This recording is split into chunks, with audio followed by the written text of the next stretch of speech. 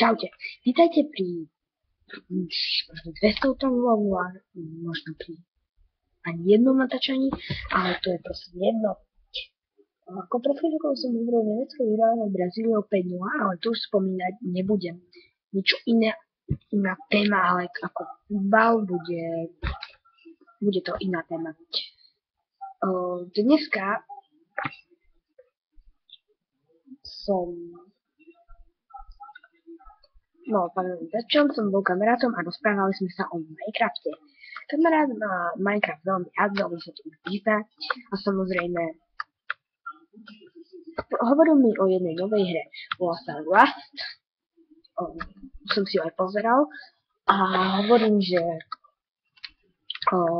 tá Rust hra je veľmi dobrá, je normálnej grafika, podobá sa Minecraftu, ale Minecraft je podľa mňa hra lepšia. Čo je na Minecrafte je čudné, že je kockovaný svet. To je jedna vec. Druhá vec je, že tam mám zaujímavé veci, môžem zmiešať a tak. Sú tam dobré mody a také. Toto je na Minecrafte perfektné.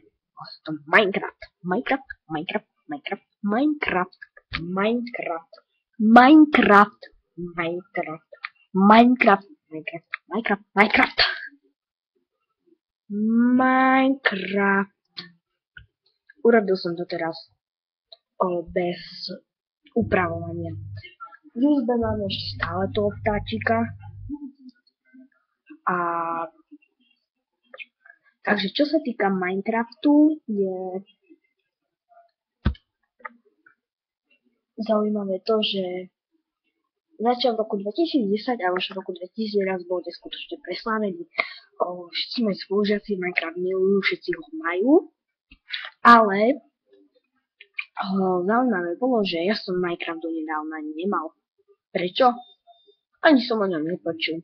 Ja som sa do Minecraftu zamiloval tak rýchlo, že až. Ďalšia vec je, bol by som nerád, keby sa spolužiaci zamiloval do Rustu. Ďalšia vec je, že čaká nás ďalší vlog a to bude 10 faktov, to je 10, to je toľko, ale počkajte, jak to mám toľko?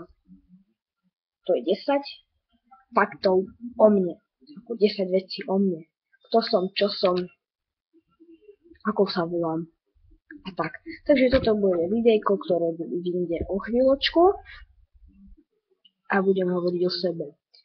Práve polčas Nemecko obrazuje a futbal v našom perfektne. Ahoj, ale nenadolo. Čus.